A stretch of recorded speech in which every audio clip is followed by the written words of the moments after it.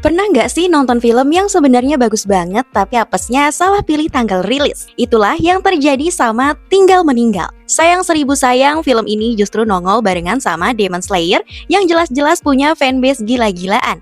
Alhasil, film lokal yang harusnya bisa jadi hiburan segar buat penonton Indonesia malah tenggelam. Padahal jujur, Indonesia lagi butuh banget film hiburan ringan tapi tetap ngena kayak gini. Awalnya, Main Source nonton ini gara-gara marketingnya Imaginary yang niat banget di TikTok. Serius? Promonya gokil, fresh, bikin penasaran.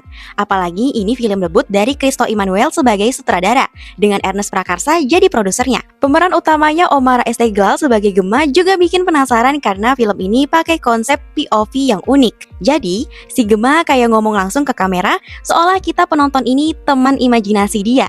Jadi vibe-nya intim banget, kayak kita diajak curhat langsung. Ceritanya ringan tapi relate. Gema ini anak introvert pendiam, gak pernah dapat perhatian, orang tuanya cerai, bapaknya motivator penipu ulung. Kesepian jadi alasan kenapa dia pengen banget diperhatiin. Pas bapaknya meninggal, teman-teman kantornya tiba-tiba baik, ngajak jalan, traktir makan, semua perhatian ngalir ke Gema.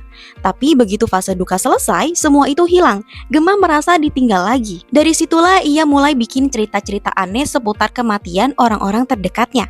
Dari nenek kakeknya, mamanya, bahkan kucingnya. Sampai akhirnya dia bikin cerita ekstrim seolah-olah dirinya sendiri meninggal dan diganti sama saudara kembar.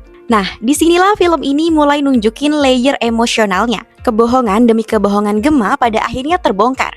Dan dari situ justru lahir momen persahabatan yang tulus. Karena teman-temannya juga ternyata punya rahasia masing-masing yang selama ini mereka tutupi. Jadi bukan cuma Gema doang yang bohong, semua orang punya sisi gelapnya. Dan momen itu bikin film ini makin manusiawi, makin dekat sama kita yang juga kadang suka pakai topeng di depan orang lain. Sayangnya pas menuju ending, film ini agak goyah. Sebelum ending beneran, pesannya udah dapat banget soal kesepian, soal pengakuan, soal pengen diperhatiin tanpa harus jadi orang lain. Tapi pas eksekusi ending aslinya rasanya agak menggantung dan gak segitu ngena. Seolah momentum yang tadinya udah dapat banget malah dilepas gitu aja. Main Source pribadi sih agak nyesel karena build up sepanjang film udah kuat banget. Overall, Tinggal Meninggal tetap film yang fresh, unik, dan berani. Konsep POV yang jarang dipakai di film Indonesia berhasil kasih pengalaman nonton yang berbeda. Ceritanya ringan tapi emosional. Akting Omara juga pas banget untuk sosok Gema yang awkward tapi nyentuh.